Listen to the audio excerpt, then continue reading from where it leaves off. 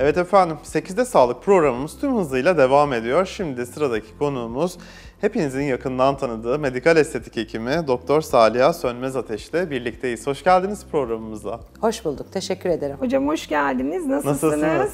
Çok iyiyim, çok teşekkür ederim. Sizleri gördüm, çok daha iyi hissediyorum. Biz de aynı şekilde böyle yine bugün böyle kırmızılarla içimizi açtınız hocam. Değil mi? Renk çok güzel bir şey. Hayatımız hep renkli olsun. Kesinlikle. Yani Covid döneminde biraz hayatımızın renkleri gitse de maalesef biz yine de değil mi? Yani renklerimizle hayatta var olduğumuzu göstermeye çalışıyoruz İçimizdeki rengi korumaya çabalıyoruz. Çok zor bir dönemden geçtik. Tüm dünya tabii ki bizim ülkemizde. Zorluklar yaşadık, yaşıyoruz ama içimizde bir gökkuşağı var bence. Her insanın Kesinlikle. içinde bir gökkuşağı var. Olabildiği kadar çok rengine sahip çıkmaya çalışmak lazım. Kesinlikle hocam. Tabii biraz da estetik konuşalım. Değil mi? Siz yani karşımızda böyle bir medikal estetik hekimini görünce sık sık da geliyorsunuz bize. Çok da güzel bilgiler veriyorsunuz. Bugün neydi? Morpheus 8 uygulaması diye bir uygulama var. Bu da yeni uygulamalardan biri bildiğim kadarıyla. Nedir? Anlatabilir misiniz bize? Ne için kullanılır? Elbette, zevkle. Morpheus 8 aslında çok yeni bir uygulama değil. Hepimizin aslında bildiği iğneli radyo frekans uygulaması. Peki. Fakat bu cihaz FDA onayı almış tek cihaz olması açısından çok ciddi bir özellik arz ediyor ve diğer altın iğne ya da iğneli radyo frekans tabir edilen teknolojilerden bir farkı vücut başlığı var. Yani eskiden sadece yüz bölgesindeki deri sarkmaları, ince kırışıklıklar, deri elastikiyetinin kaybı gibi yüz ve boyun bölgesinde kullandığımız altın iğne radyo frekans Morpheus 8 ile vücudumuzdaki problemler içinde kullanılabilir hale geldi ki bence bu çok büyük bir devrim. O kadar derine inebilen bir iğneli başlık ve orada etkinlik sağlayabilecek enerji düzeyini stabil bir şekilde üreten bir cihaz gerçekten bizim için mucizevi oldu. Vücut başlığına özellikle değiniyorum. Çünkü genel olarak iğneli radyo frekansın yüz bölgesindeki etkilerine hepimiz hakimiz. Halkımız da biliyor, sizler de biliyorsunuz. İşte ince kırışıklıklar, deri sarkması, akne ve akne skarları, ameliyat izleri gibi problemleri çok büyük bir başarıyla çözebilen ve kalıcılığı da oldukça uzun olan bir uygulama. Ama vücutta mesela biz selülit çalışması yapıyoruz Morpheus 8 vücut başlığı. Eminim şu anda ekran başındaki herkes ekrana doğru, televizyonlara doğru değil mi? Yaklaşmıştır biraz daha hocam. Yaklaştılar. Çünkü şu anda kadınların kabusu olan bir konudan söz ediyoruz gerçekten. Selülitten. Peki ben bile siz böyle kocaman açtım gözlerimi dinliyorum. Çok teşekkür ederim ilginiz için. Gerçekten ben de cihazı ilk incelemeye başladığım zaman hem etki mekanizmasını çalışırken hem de bilimsel sonuçları önüme geldiğinde gözlerim fal taşı gibi açılarak baktım ve sonra cihazı kendi kliniğimde hastalarımla deneyimlemeye başladığımda aldığım sonuçların yüz güldürücü hali ki gerçekten yıllardır medikal estetik sektöründeyim. Selülit özellikle biz kadınların canını çok sıkan bir problem. O kadar hızla iyileştiğini, o kadar mutluluk verdiğini gördüm ki Morpheus 8'in body başlığını, vücut başlığını her yerde anlatmak istiyorum. Herkese anlatmak istiyorum. Dolayısıyla çok özellik arz ediyor bu bakımdan. Peki kaç seans, şimdi selülit deyince tabii ilgimi çekti hocam. Kaç seansta kaçıncı derecede selülitte ciddi bir başarı elde edebiliyoruz? Görece genç bir hastaysa, yani bizim için gençlik aslında 18'ler 20'ler değil. Ben kendi adıma 40 yaşına kadar tüm hastalarımı genç, hatta 45'e kadar tüm hastalarımı genç kabul ediyorum. Birinci seanstan itibaren gözle görülür sonuçlar almaya başlıyoruz. Tek seans yaptığım hastalarım var. Tek seansta tamam bu benim için çok güzel diyen hastalarım var. Veya üçüncü seansta artık yeterli sonucu aldığımız hastalarımız var. Peki önerdiğiniz seans adeti nedir? Yani 3 seansta bırakmıyoruz herhalde. Bırakıyoruz. Öyle mi? Bitiyor. Sadece 3 seans yapıyoruz ve Bitiyor. bırakıyoruz. Hani ben şimdi bizim eski çalışmalardan Tabii. örnek veriyorum. İşte Vella Shape'ler, LP'ciler, radyo frekans uygulamalarından, mezoterapilerle G5'lerden, kombine ederek, kombine tedavi protokollerinden o kadar alışmışım ki böyle 10 seanslara, tabii, 8 seans. 12 seanslara, minimum 8 seansa. Tabii. Onun için siz 3 seans deyince böyle yani işte bırakmıyoruz diye haklı olarak bir tepki verdim ama 3. seansta 1 ile 4 arası diyorum ben tüm hastalarıma. Çünkü genetik özellikler, burada yeme içme alışkanlıkları, kişinin hareket ederek bize destek olması ya da olmaması çok değişkenli bir durum. Ama Maksimum 4 seans. Maksimum. Ve seans aralıkları uzun elbette. Çünkü iğneli radyo frekans biraz daha ablatif bir işlem ve yarattığı o aşağıda yine ısıl bir travma yaratıyoruz biz radyo dalgalarıyla. Derinde bir ısı travması yaratıyoruz. Bu ısı travması yağ hücrelerinin patlamasına ve içeriklerini boşaltmasına, bu sayede de ölmelerine yol açıyor. Aynı zamanda bir radyo frekanstan beklendiği üzere öyle bir iğneli başlık yapmışlar ki 7 milimetreden itibaren 1 milimetreye kadar kademeli olarak ısıyı, radyo frekansı dağıtabilen bir başlık. Tek bir kez giriyor ve çıktığında tüm dokular radyo frekans dalgasıyla uyarılmış oluyor. Bu demektir ki hem yağlı dokuya, hem kolajen elastin liflere, hem damar dolaşımına, hem dermal ve epidermal seviyeye etki ediyoruz.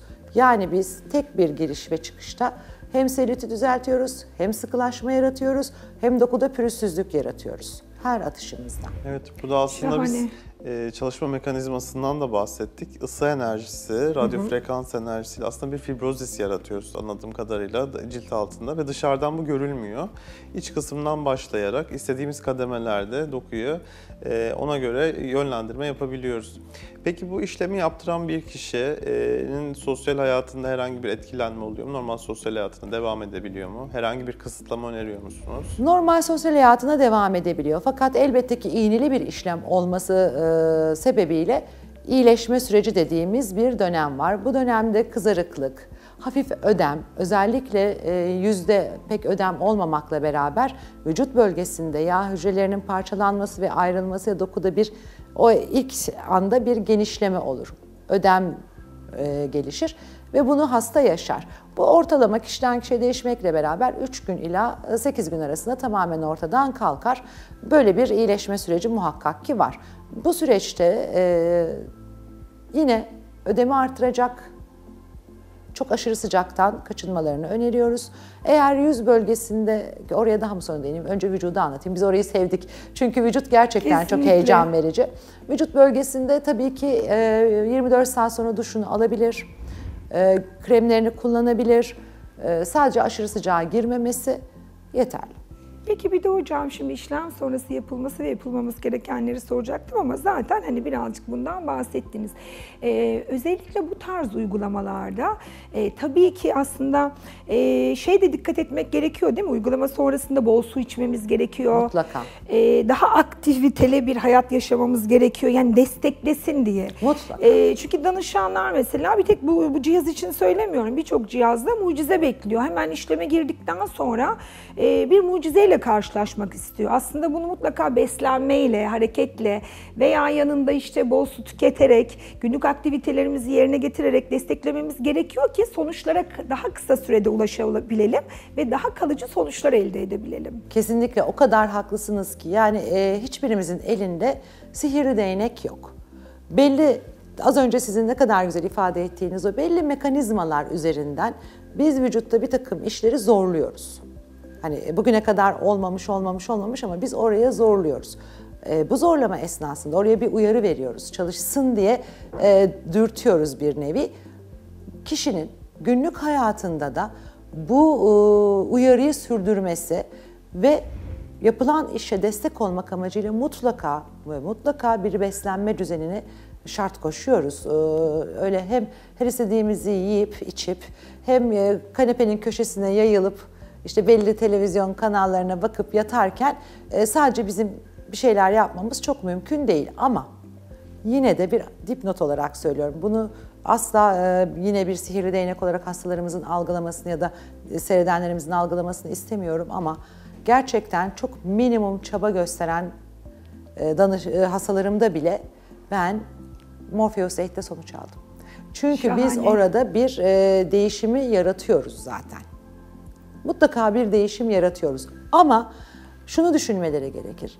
Ben hiçbir şey yapmadan bu sonucu aldıysam, dikkat etseydim eğer yediklerime, suyumu içseydim, günlük 20 dakika bir yürüyüş yapsaydım, çok ağır bir şey de istemiyorum ben. Sadece günlük 20-25 dakikalık bir yürüyüş yapsaydım, acaba ne kadar sonuç alırdım? Mutlaka bunun hesabını yapmak gerekiyor. Maksimum sonuçları almak birlikte verdiğimiz çabayla eşdeğer. Peki tüm vücuda uygulanabiliyor mu? Yani selülit olan tüm bölgelerimize. Selülit ve sarkma olan bölgelerimize uyguluyoruz. Yani bacaklar, kalça, kollar, karın, bel ve sırt yanları her bölgeye uyguluyoruz. Tabii, özel Aşağı yukarı başlıklarla. tüm vücut diyebiliriz. Evet, Özel başlıklar vücut başlığı yapıyoruz. özel bir başlık ve yüz bölgesi içinde değişik derinliklere inebilen, değişik iğne sayısı barındıran farklı başlıklarımız var. Çünkü göz çevresi apayrı bir deriye ve dolaşıma sahip. Yüzümüzün yanak bölgesi başka, boynumuz başka. Hem uyarmamız gereken derinlik farklı bu bölgelerde hem de derinin yapısı birbirinden farklılık arz ediyor. Dolayısıyla Morpheus 8'te biz bu farklı sayıda ve farklı derinliklere ulaşabilme şansına da sahibiz. Dolayısıyla bu sonuçları çok ciddi olumlu etkiliyor. Yani alt üst göz kapağından başlayarak tüm boyun dekolteye kadar Morpheus 8'te sıkılaşma, ince kırışıklıkların giderilmesi, yüzün elastikiyetinin tekrar kazandırılması, akne ve akne skarlarının giderilmesi konusunda çalışabiliyoruz. Çok daha başarılı sonuçlara ulaşılacaktır mutlaka hocam. Biz verdiğiniz bilgiler için çok teşekkür ediyoruz. Çok teşekkür ederiz hocam Ayaklarınıza kıymetli sağlık. bilgileriniz Ben için. çok teşekkür ederim beni burada ağırladığınız, konuk ettiğiniz için. Yine sizlerle Her olmak zaman çok güzel. Her bekleriz. zaman bekliyoruz. Evet efendim. Bugün 8'de Sağlık programımızın konuğu medikal estetik hekimi Doktor Saliha Sönmez Ateş ile birlikteydik. Kendisiyle bugün Morpheus 8 uygulaması ile ilgili konuştuk. Morpheus 8 uygulamasının işlem süresi ve sosyal hayata etkileri, kaç seans uygulandığı, kişiden kişiye göre değişilebilirliğini konuştuk. Verdiği bilgiler için kendisine çok teşekkür ediyoruz. 8'de Sağlık tüm hızıyla devam ediyor.